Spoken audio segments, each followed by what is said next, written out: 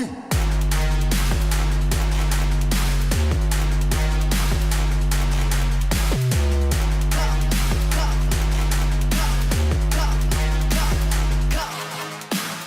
it looks like we are live on Facebook now in the Lab Code Agents Facebook group for real estate agents. Cash call, everybody, with my co-host Brian Curtis, who mouthed off to me for the last time. It's not like I haven't told him before. And so he's looking a little worse for the weather. Yeah, so I'm now Brian Crash Curtis. So so in case you're wondering, no, I didn't get in a fight. I got in a fight with the street. I went over my handlebars. I'm going to just cover that. So I've looked better. Sorry, I haven't shaved in 5 or 6 days and got some stitches in my head. But just putting it out there, I'm fine. But that's why I look like I do, because I forgot how to ride my bike. But, everybody chat. Everybody give a heart in the chat or something. Give a nice emoji for Brian. Make him feel a little bit better. Yeah. And I'm wearing my lame headset today. I forgot to take it off and put my. That's all right. I'd say what, Dale, I'm really excited about. The first couple days I was scaring young children, so at least it looks better than that. So. That is rough, man. Gosh, I don't ever want to have to do that. So here in the city, we live in the city, and you have to worry about getting doored when you're riding your bike. Mm-hmm. And I've had friends that have gotten doored, and it's not good. My brother did. He had guys swung a door open, and yeah. That's rough. Rough deal. All right. So, oh, look, here we go. Johanna gave you a heart. There you go. Thanks, Johanna. Thank you. She's super nice. Just spoke to Johanna earlier today. All right, cool. So, Brian, let's listen to your call first, and then we'll listen. Perfect. I will hit the share button here. Share this screen. Share with computer audio. All right, Dale, let me know if you can hear it. I got it queued up. Hey, you checked out properties on our site. I was just reaching out to see what kind of home needs you have. Pause. Really, we're not 100% sure yet. Please, what kind of home needs you have? That is such a big question, right? Okay, everybody listening, when you're a salesperson and you first talk to a new lead, I want you, if they aren't coming to you for information or to get something, if you're going to them, I want you to ask a specific question, one that's easy to answer, not a broad question, right? Not a tell me about your life question. I want you to ask something specific. Do you like vanilla or chocolate, right? That's specific. Okay, go ahead, Brian. So give them an example, Dale, because I think if we're going to do that, let's follow it up with what would your question be to this person? Yeah. Yeah. Okay, so she's calling an internet lead, right? Or yeah, it's a realtor.com lead. I think it's a realtor.com lead. Okay, so my go-to, the one that I teach, or the one that we use a lot for a lot of things when people aren't inbound asking for something is, are you planning on buying a home in the next couple of months, or are you just window shopping? Okay. One or the other. Are you going to buy something, or do you want to tell me no? Right? That's pretty much what we ask. Perfect. And I'll tell you that I get a little bit more lead specific. So I'm wearing a YLOPO shirt. On a YLOPO lead, that's the exact script I use. On a realtor.com or a Zillow lead or a sign call lead, I get a little bit more aggressive, and it might look something like, so you made an inquiry about 123 Main Street on realtor.com. Are you wanting to go take a look at that house, or is there some questions I can answer for you? Boom, there you go. Do you want to see it, or do you want to ask me a question? Right. That's so great. we're slot closing basically, and Dale does the same thing. I do that. Give people either or, and if the answer is neither, they'll give you information. So don't be afraid of, oh God, if I don't ask the question that's specific to them, that they're going to go away. That's not. They're going to talk. So yeah, the reason that you don't ask a big broad question to somebody who doesn't want something from you is because they didn't have an intention to talk to you, right? And when you ask them a big, broad question, it makes them think a lot. Make it easy. And when you make somebody who doesn't want something from you think a lot, the answer is no. Right. Awesome. All right, I'm going to keep going. My husband, I think, talked me into jumping the gun because we haven't even gotten to see what kind of financing we can get. So I didn't know where I needed to start from there, actually. No problem. You see, you're not working with a lender at all? You haven't started that? No, we haven't. I actually just got him to give me all of his pay stubs so that hopefully this week we can actually talk to somebody. So, Great. How did I send you an awesome local lender? She's actually recognized nationally as one of the top lenders in the nation. No, I'm not going to send you. Pause it. Okay. I'll send you her. Better? You know what's better, Brian? Instead of send you, hold on 1 second. Let me see if I can get my partner on the line with us and they can answer your questions right now. Absolutely. And if you're not going to do that, if you feel like your lender's not available, the next level down is, when would you be available to talk to my lender? He has time this evening, I'm sure. Oh, okay. And great. So I'm going to have him or her call you at 4 o'clock. Here's him or her phone number. I'm going to send it out to them and do that. So I'm going to copy the two of you on a text. Perfect. Yeah. Create that text communication. But giving someone's information, I'm going to guess, I haven't pulled the statistics, you're probably looking at a 20% of the time, best case scenario, that person's going to call that person. Yes. No, never do that. We don't we are the captains of this ship, and you don't relinquish control of the ship. We got to keep driving the ship until we get it into the harbor. Here's some things that I do like about it. I'm gonna hit play, but listen to some of the things that she did, and you can do this. You can't do this about yourself. I mean, you can, but people won't like it. But you can do this about your lender. My lender has done this, it's done this, it's done this. Don't be afraid to pitch your lender, you know. So I do like that. That she do here. So information. She also has an app that I would be able to share with you on your phone, which you can upload documents to, et cetera. Because a lot of people work schedules, can't just take off and go drop stuff off at their office or whatever. So, right.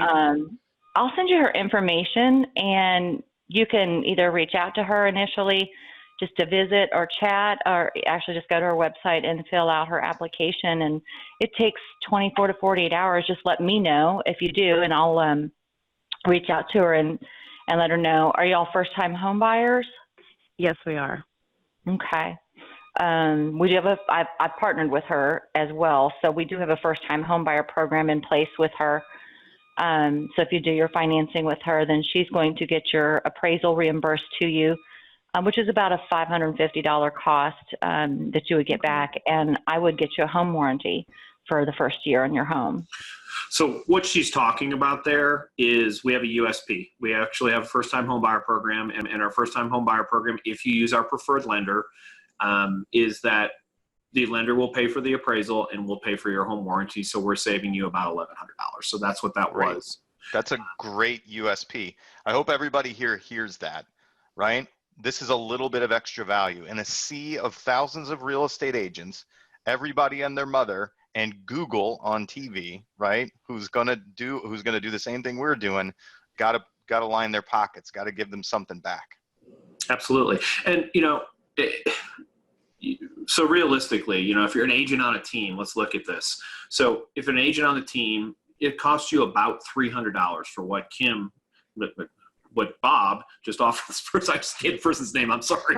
but what this agent just offered. So, it costs, this is an agent on my team, so it cost me $300. It costs her $300, costs the lender $500 or $600, whatever the appraisal costs. But here's the real thing. What's the client acquisition cost? So think about this from both, if you're a team member or if you're a team lead. The team lead, the percentage of conversion, by the way, from our math, is approximately double by offering them some sort of USP. So don't be afraid to do this. You're like, oh, I just gave away $300. I'm like, no, you just made $5,000. Right. Stop looking at it from the wrong way. Client acquisition is an expensive process. And unless you're a person who's going to call 150 people a day, when you get somebody on the phone, do everything you can to convert them. So absolutely. And then this person will likely, if you're doing your job, they're going to end up in referrals or repeat business or whatever else. Absolutely. Okay. About a total of $1,100 to $1,200 in cost savings for you guys. Okay. Well, that would be awesome. Yeah. When we initially called you, we had that money, but my daughter had gotten into an accident, so all of our savings went into fixing her car. So that we were let's pause this real quick, Brian. I would say honestly, we're so early in this call, I don't think she needs to be so pitchy, right? I don't feel like she needs to be pitching so hard right now. And I agree. The lead is willing to talk to her. The lead is willing to be led. The lead already said, we don't know where to start. We thought we should talk to a lender, and we're putting our stuff together. The lead is coming along with you. I would save the pitchier stuff for when you make your ask, right? Hey, let's get together in my office. We'll talk to the lender. We'll go over this, and guess what? That lender, can do X, Y, and Z and put X amount of dollars in your pocket. Like, use that for your closing, right? If they're going along with you. Right. And I agree. So the thing that I didn't like about this call, there are things that I actually do like about it. I like the fact that we talk USPs. I like the fact that we kind of got this person to our lender, and I'm assuming that we'll follow up and do some other things to make sure that it gets to our lender. But what I don't like is there wasn't enough rapport built before we started to sell. That's right. And I think that's kind of what you're getting at as well. Is, you know what? Really pitching for, she didn't need to pitch right then. Right. So, and again, you know, and I think oftentimes we pitch because we're not sure what to do. The answer of what to do is do a discovery. And that is the default to me 100% of the time. It was interesting. I was talking to a coaching client the other day, and I've been pitching this who, what, why, when, where, and how, and constantly talking to my agent. Isn't that mine? Isn't that mine? Oh, that's 100%. My thing. That's okay, good. I was like, wait a minute. That's my thing. By the way, in case you guys don't know, I learned that from Dale. So, but I just I really identified with it. Why did I identify it with? Because I'm 47 years old, and when I was in elementary school and middle school and high school, what did we talk about? Who, what, why, where, when, how? Which is why I can rattle it off like that so quickly. So it makes sense to me. But here's the other thing it makes sense for. All we're doing is basically coming up with a framework to have a conversation, which seems kind of silly. You know, I have agents ask me all the time, how do you know what to say? I don't know. I've been talking for 45 years. I'm pretty good at it now. But because I know all the ways that things can go wrong and I cannot get paid, and I know how to ask questions about that. Right. So here's the thing, guys. I understand that, you know, we want to get right to the kill. And I actually talking about who, what, why, where, when, and how the other day, one of my coaching clients was like, wow, I don't know that I want to spend that much time on the phone with them. Spend that much time on the phone with them. Yes. Because if you develop rapport, if you develop a relationship with someone, your chance of getting stood up just got cut in half. Your chance of that person going out and calling another realtor just got cut in half. The chance that when you show up and show the house to them that they call somebody else just got cut in half. And I wish none of that stuff was an issue, but the reality is there's 5 other realtors calling them. And it's not this is my client forever until you start signing paperwork with people. So understand that rapport is arguably more important today than it was 15 years ago. Exactly. And Brian, this one more point that I say about rapport, the other reason that you do that, you just said there's 5 other realtors that are calling them and 10 other realtors, 15 other realtors that are calling them. Who knows? How much do people like to give their whole story to a strange salesperson? They don't. If you can get them to do it once with you, they're less likely to do it again with the next salesperson, your competitor that comes along. That's the other reason. Yeah, absolutely. So, and let's take what Dale's saying and really look at it, because it's funny that you said that. I said the exact thing to my coaching client the other day. But if you spend 25 minutes on the phone with me, and I'm the first realtor you've talked to, or the first realtor that you think is worth a darn, let's just assume for the sake of argument, what they're going to assume is the next good realtor. I got to spend 25 more minutes on the phone with Dale? God. I'm already good. I already talked to Brian. I don't need bad enough talking to Brian. I got to do this whole thing again. You know, and I don't know. That's negative, Brian. I don't agree with that. I think when you build rapport with them, they feel good and they're like, oh, I got that solved. I know what's going to happen, right? I got a real estate agent. They know my whole story. I feel happy. Oh, I don't need to talk to you next real estate agent. I'm all good. I'm taken care of. Yes. And then now that next one hopefully follows our coaching and follows our script handler for I have an agent and can overcome that crap, but most of them can't. And they'll be like, all right, see you later. And now you've solidified your client. Yes, absolutely. And you know, and you could, I like Dale's spin is much more positive than mine, but either one of those things can be true. And it really gives us that opportunity to cement that person as our client. And by the way, there's also the law of reciprocity. So I just spent 25 minutes of my very valuable time having a conversation. I gave you some information. I gave you a USP. I gave you a lender. I got you all set up and all this stuff. You feel a little bit indebted to me. That's just who we are as human beings. And if you don't, I probably don't want to work with you anyway. So, right. Anyway, let me get this is 9 minutes long. I'm assuming she gets into her discovery. So I'm just going to do this. I'm going to pick a random spot. So this may be bad, but I'm going to do it anyway. CA website and plug in the address to see if the house is in an eligible area. So pretty much anything that's rural is going to be on the outskirts of town and not just centrally down Northwest Arkansas. So what this is, in case you guys don't know, is basically what she's talking about is a rural development loan. Not rural development's not available in all areas. I'm going to guess in Philadelphia, you're probably not doing a bunch of rural development loans. Not that I don't know if I've ever heard of it. Okay, so rural development loan's a great loan. It's a 100% financing loan through the U.S. Department of Agriculture. So Oh yeah, we're not doing those here. Fabulous product, but it's population based. So I'm not going to go through all that, but I will say this about it, and this is the thing that Dale and I were just talking about, the law of reciprocity. So this agent is now educating this potential client on how rural development loans work.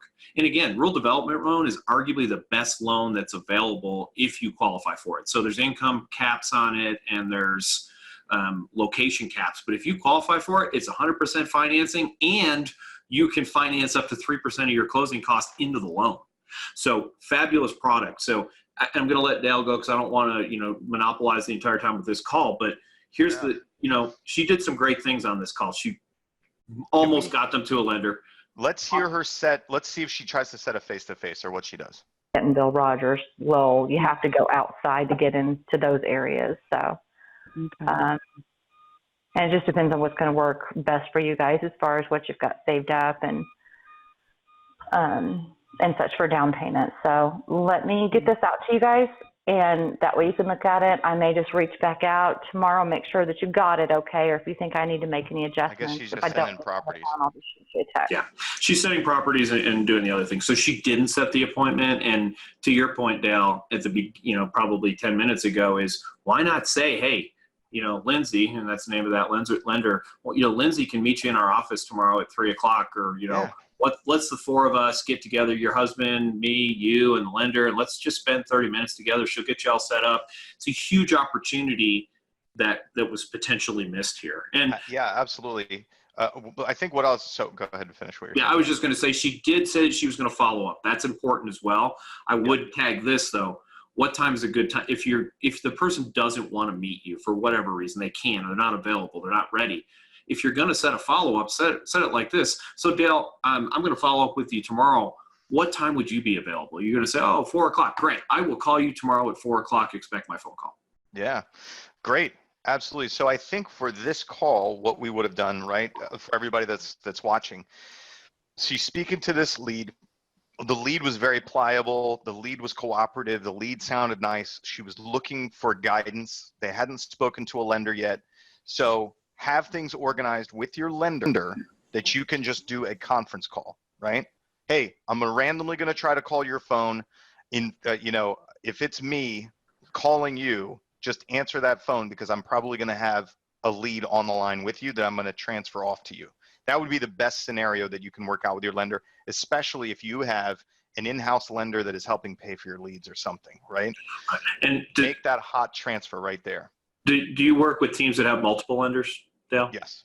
So we have multiple lenders, and one of the things that we're getting set up right now, we're going to call it the lead hotline. So imagine if you had 3 lenders that you're working on. You can set up a Google Voice number. There's Better Voice. There's Call Action. I work with Jesse Bodwine. He's a good guy. You could literally set up a phone number that rings to all 3 people simultaneously, and whoever grabs it, grabs it. Yeah. And you want to talk about creating a little feeding frenzy for your lenders? Yeah. Huge opportunity. When that phone rings, they know it's the money phone. Yeah. And so here's what it would sound like. You're on with the lead. Hey, you know what? Yeah, that would be great for you to talk to a lender first so that you can get your questions answered. Hold on one second for me. Let me see if my partner's available. Put them on. Do a conference call right on your cell phone. Call that number, ring your partners or ring that one partner.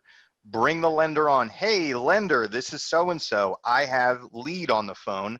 She's a first-time buyer. They haven't done their financing yet, blah, blah, blah. Get them to talk and get them pre-qualified right there. Now, if you can't do that, you call your lender, they don't answer, come back on and say, hey, you know what? My partner must be talking to another client at the moment. Can they give you a call today, say around 5 or 6 o'clock? Would that work for you? Great. Will you be at home? Will you be able to talk? Will you be able to answer questions? Excellent. They can answer your questions really fast over the phone. I'm going to connect the 2 of you. What's your cell phone? I'll put you guys on a message together so that you can connect, right? Text them right there after you get off with this person.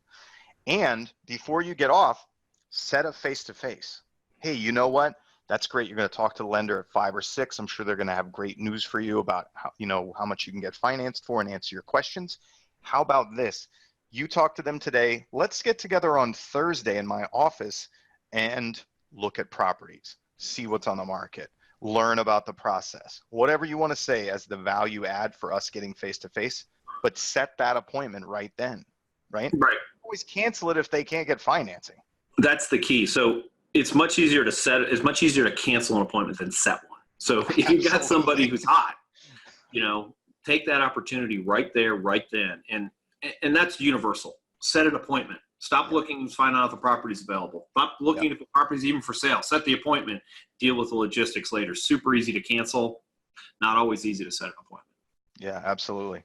All right, good. Let's listen to my call now. Now, this is my friend Corey. I love Corey. He gave permission that we can play this in here, and Corey knows. We so in my Facebook group, we call them dumpster fires when things go horribly wrong. We give like the dumpster fire award. So Corey would definitely get a dumpster fire award for this one. Perfect. But I'm prefacing all of that because he's cool with it. We're on the same page. So I'm not picking on Corey, and we appreciate Corey letting us play this. If I can find the right folder, where am I at? I should have had this teed up, huh? Here we go. Oh wait, pause it and share my screen. Here we go. Computer sound. There we go. Hello. Yeah, hello, Amanda. Yes. Yeah, hi, this is Corey over at the Chris Weaver Real Estate Team in Atlantic Sotheby's. I'm sure you probably got plenty of calls today in regards to Gum Road. Just wanted to see, was there any... Calling in expired, by the way. I bet. Were you still trying to sell? I see you guys expired after, you expired after about 4 months. No. I'm not. We're not trying to sell? Not gonna list it right now. Not going to list it right now, right? This is the first objection we've heard. I hear you. Are you guys going to revisit at a later point, kind of take the, I guess you could say, the considered off-season as a break time? Yes. Okay, now Corey just gave her second objection. They're going to take a break, right? And wait. And she just said yes. Yeah, Corey has the script. Yeah, right, exactly. So Corey's one step ahead of her. At a later point. I hear you. So there is interest in still selling now? Yes. Okay. Can I ask, just out of curiosity, why were you guys looking to sell in the first place? Like, what was the initial goal? Now, here's what I want to say. When somebody's objecting to you, right? They're saying, I'm not going to do it. I'm not going to do it right now. I'm going to do it later, right? And I know this is in your classic scripts, right? Why were you selling? What had you consider? Whatever. Going back in the past to get their motivation. When you're talking to a salesperson and you say no to that salesperson, and the salesperson in effect asks you, hey, what made you want to do it before? Do you not immediately know that they're just trying to change your mind? Yeah, they're setting you up. Isn't that such a setup? Like, you can totally hear it, right? Fortunately, it doesn't shut him down here, but normally if you do that, he would get shut. I mean, 90% of the time, you're going to get kicked off the phone after that, right? Because they're going to be like, no, I'm not doing that. I'm not going through this. I see where you're going with that, right? So I wouldn't do that. Instead, focus on the now, okay? This is what I want to say. Stay with us here. She has some motivation to sell, but she's not going to do it right now. Why not now? What's the benefit to waiting? Right? Stay in the present and move forward. What do you think about that? I agree, and I probably would have started out, and again, if we're going to script, to me, the easier script than he went to is, if we had a buyer for your house today, would you still be interested in selling it? There you go. Because, again, I'm offering something. I may or may not have one, but at least I can find out, and it softens that. Not, do you still want to sell your house? Well, no, it's none of your damn business. But if and again, I would say even take it to the next level. Hey, we work with a lot of buyers. We literally work with hundreds of buyers a month, and we're always looking for inventory. So if we had somebody for your house, is it something you'd still be interested in selling? Yeah. So simple things like that. And because what did I do? I said, hey, I might have something that you want, right, versus you give me all the information so I can set up a pattern to sell you something. So right. Well, we have retired, so we're looking to offload that. It was the rental property. We're looking to offload that. Oh, okay. Well, hey, congratulations on the retirement. That's awesome. So this is a, of course. This is a rental. Is it sitting there vacant? Yes, it is. That's another point at which you can get shut down. Basically, you're a stranger who just called her up and asked her if there's a vacant property that you could break into because nobody's there, right? I didn't even think of that way. That's awesome. Yeah, that's what everybody thinks about when you ask them if their property's vacant, if anybody's there. That's the first thing they think about. Stranger asking me if the house is empty. Okay. Interesting. Okay. I like it. Okay. And so the only thing I could ask, we actually are, the #1 resale team. Basically, people come to us when other agencies aren't able to sell their property for whatever reason. And they do that because they do have a highly extensive level of marketing and a lot of marketing dollars behind our properties. I just wanted to see if... Now, so he went into a pitch, right? He went into a pitch first, and it sounds like he's going to try to ask a closing question. We can make it hassle-free for you and, and sell it in a much quicker time than what was provided recently. Would you be open to at least exploring that and going ahead and getting this off your hands versus waiting until later and dealing with it at a later time? Okay, so he did a pitch which said, we're awesome, we do great things, we can do a better job. If we could do a better job and get the result you want, would you do it now instead of waiting? Perfectly fine in the structure that he did, right? That structure. My suggestion for this is before you do that, before you go into the, I'm amazing, I can get you what you want, would you consider getting what you want sooner? Before you do that, find out why she wanted to wait. What is important about waiting before you do that, right? Because there can be some underlying need that she's satisfying or she believes she's getting something or avoiding something with that wait that you may not answer in that pitch, right? Yeah. But if you can know what that wait is about first, and then you bake that into your pitch and you can cover that piece too, you're much more likely to get a yes or a maybe. Absolutely. What do you think, Brian? I think the same thing. The other thing I would say is I feel like he went a little too quick for a kill. He's got no rapport with this lady. They talked all over each other for the entire conversation. And all of a sudden he's now like, well, don't you want to have I don't know if this is an ISA or an agent, but don't you want to hang out with me? No, you're horrible. You talk over me. We don't have any kind of thing going on. And I said this to agents yesterday. Pay attention to your rapport. Because here's the thing, every technique that Dale and I teach starts with rapport. None of the other things that we do work if you're out of rapport. You can close as hard as you want. If the person's like, this is a moron, you can say whatever you want. It doesn't help. I'm going to give this guy credit because I know him personally. I've coached him. He is an ISA. Yes, he does talk over people. Yes, there's a lot of my coaching that he doesn't actually implement, but this guy still sets like 20 to 25 appointments a month.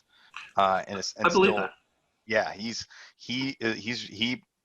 like Corey's got some of that Tommy Boy magic. You know what I mean? That movie Tommy Boy.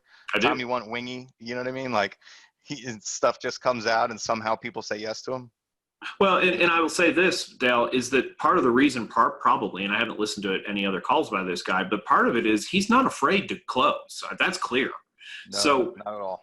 Biggest problem that most people have is even after they build rapport, they're afraid to close. This guy ain't afraid to close. Even if you're bad at the other stuff, you can still, if you close often enough, you're going to get some appointments. Corey closes early and often. So hopefully we heard that, we can hear that, what I'm talking about. And if you can figure out, because her initial objection is not right now, right? It isn't no, it isn't never, it's not right now. So there's something about not right now that's important to her, that she believes she's either going to gain something or avoid something by. And if you can just know what that is and bake it into your offer, it's going to make it way more powerful for you. Definitely. And there's always, what I say is we don't need to listen. He didn't end up getting an appointment here. A lot of times what I say is if you can if you can just take whatever they think they want, right?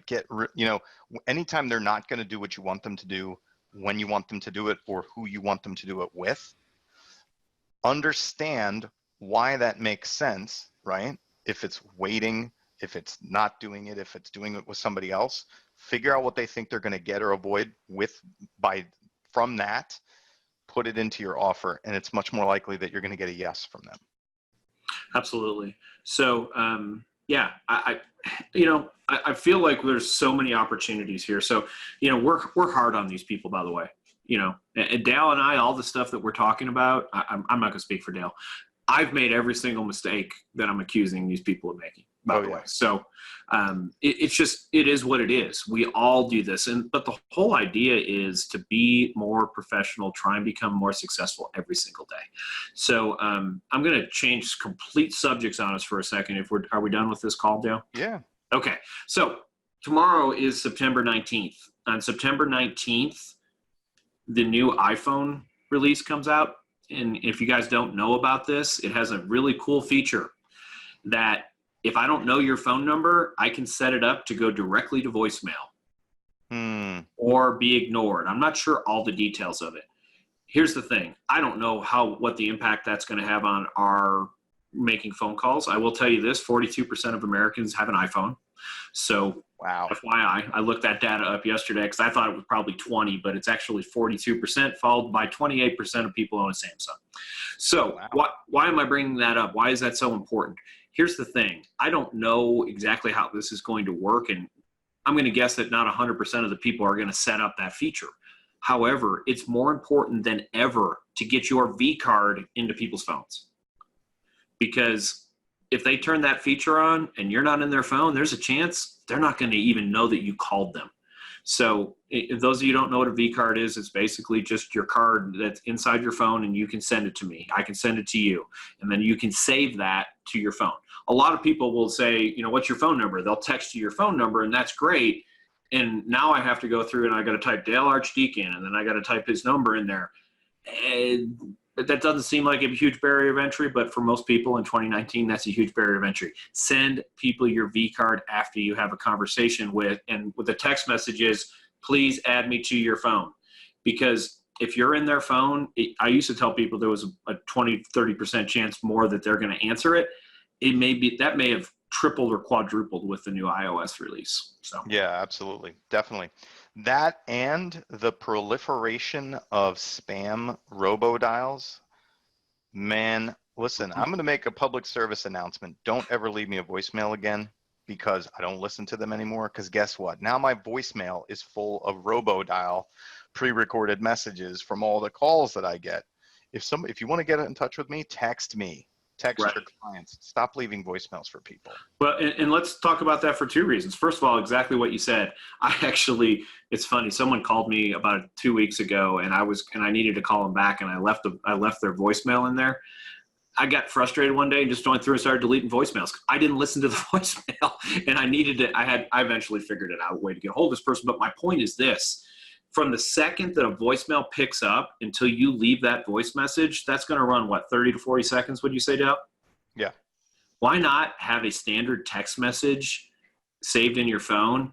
When the person voicemail picks up, hang up the phone, send a standard text message, whatever it is. If you have an iPhone like I do, this is one of my standard messages, AAA. When I type AAA into my phone, it populates a whole text message, and I can hit send. So that's awesome. There's all kinds of real cool things you can do, but that became a big issue for our team when I realized that if every single time that I make contact with somebody's voicemail, it costs me 30 extra seconds, that doesn't seem like a big deal if you're calling 10 people. But what if you're calling 50 people? How much time does that add to your prospecting every single day? And again, if that was effective, if people are listening to those and calling you back, then by all means do that. But to Dale's point, and I agree, people don't listen to voicemail in 2019. So stop wasting that 30 seconds. My mother-in-law does. Right. But she just learned how to use emojis on Facebook. So. And I'm not saying that nobody does, but again, we've got to go for the chunky middle. Stop going for the outliers on either side. Go for the chunky middle. That's where the money's at.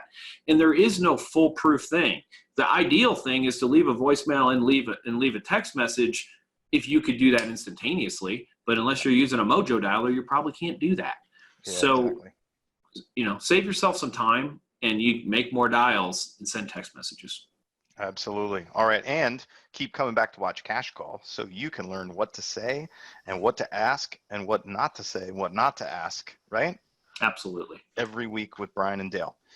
Hopefully Brian's face looks better next week. We're hoping for a speedy recovery.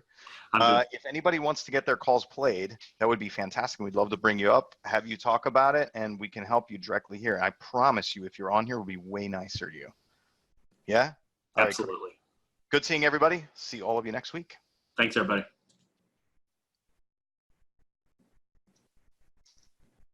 Okay, cool. Perfect. Oy. Did you know about that iOS thing? No, I did not. That's crazy. Yeah, basically it allows you to screen calls if you don't know the person. And I think what they're doing is they're identifying numbers as robo numbers, and those are just going to go into oblivion. So I need to talk. I use Follow Up Boss for my CRM. I need to talk to them and find out, is that going to happen with a Follow Up Boss number? Is that, when is it going to happen? When is it not going to happen type thing? Because I think that's really important. Yeah, absolutely, man. That's different. That's going to be really tough. I mean, there's already, the pickup rate already sucks in a lot of places. Oh yeah. I mean, people. It's funny. I tell people all the time. I wish I could go back to like 1985 and call people. Everybody answered the phone at night. Like in my house, the phone rang. We had 5 people living in my house, and 5 people ran to the phone because it might be for me. You answered the phone, but you didn't have call waiting. You didn't have call waiting. You didn't have voicemail. Nope. You didn't have email. You couldn't text. Mm-mm.